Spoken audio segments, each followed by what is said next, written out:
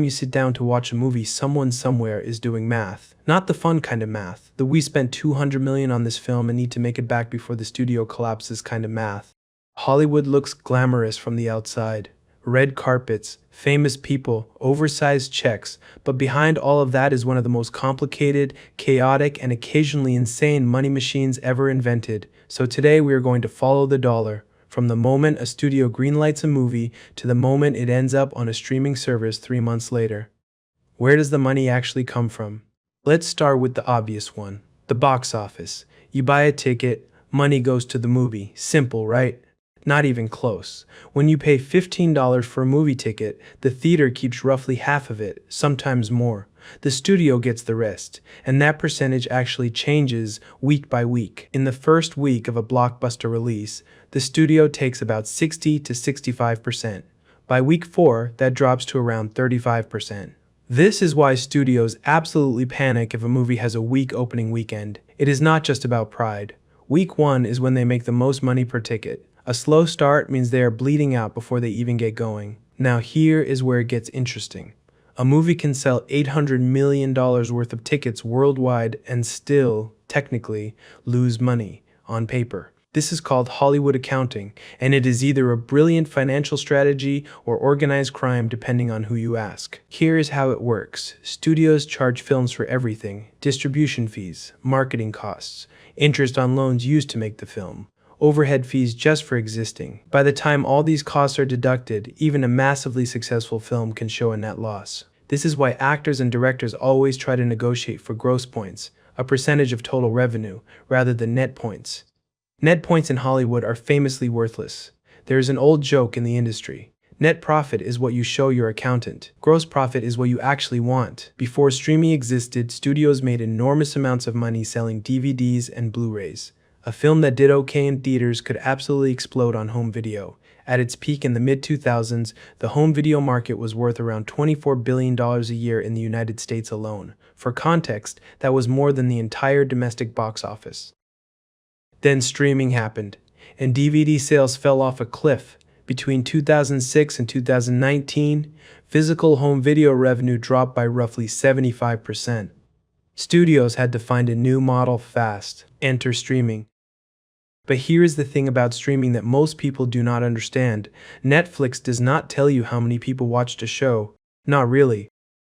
They release selective numbers when it helps them. The rest of the time, viewership data is locked in a vault. Netflix makes money from subscriptions. You pay every month. They use that money to make content that keeps you subscribed. The goal is not to make a hit movie and sell tickets. The goal is to make you feel like canceling Netflix would be a mistake. This is why Netflix will spend $200 million on a film that never goes to theaters. They are not trying to recoup that $200 million directly. They are trying to prevent 10 million subscribers from canceling. If keeping those subscribers is worth $20 per month each, that is $200 million a month in retained revenue. The math works if the content is good enough.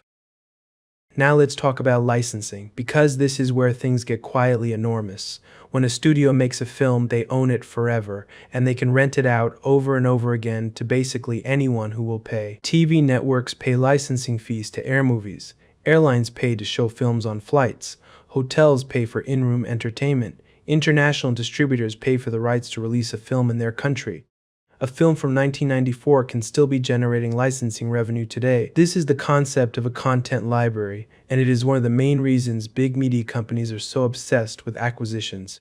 When Disney bought Fox, they were not just buying the X-Men, they were buying decades of content that will keep paying out indefinitely. Television works slightly differently, and the concept of syndication is a beautiful thing. Once a show hits around 100 episodes, it becomes eligible for syndication.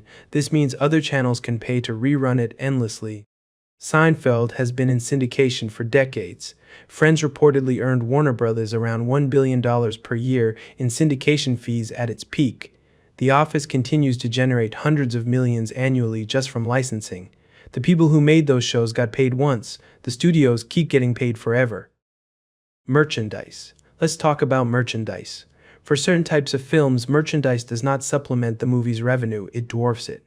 George Lucas famously negotiated to keep the merchandising rights to Star Wars in 1977, because 20th Century Fox did not think they were worth anything. Fox got the film. Lucas got the toys, the t-shirts, the lunchboxes, and everything else. By some estimates, Star Wars merchandise has generated over $42 billion in retail sales since 1977. The films themselves have made around $10 billion at the box office. The toys made 4 times more money than the movies. Product placement is another revenue stream that most audiences barely notice, until they notice it, and then they cannot stop noticing it. Studios charge brands to appear in films. A character drinks a specific soda. A hero drives a specific car. These deals can be worth millions per placement. The Fast and Furious franchise has famously deep relationships with car manufacturers. Top Gun Maverick was partially funded by the US Navy. James Bond has been wearing Omega watches and driving Aston Martins in exchange for sponsorship deals for decades. Some films make back a significant portion of their production budget before a single ticket is sold, purely from brand partnerships negotiated during pre-production. The global box office is now larger than the domestic one. China became a critical market for Hollywood blockbusters. A film could add 100 to 200 million to its total just from Chinese audiences. This started influencing which films got made and how. Villains became less likely to be Chinese. Chinese actors were added in scenes that only appeared in the Chinese cut. So when you zoom out and look at all of it, box office, streaming, licensing, syndication, merchandise, product placement, international deals, what you see is that a successful film or TV show is not really a movie. It is a financial asset with a very long tail. The theatrical release is almost a marketing event for everything that comes after. The real money is in owning something that people keep wanting to watch, buy, wear, and revisit for decades. Hollywood has always been a business.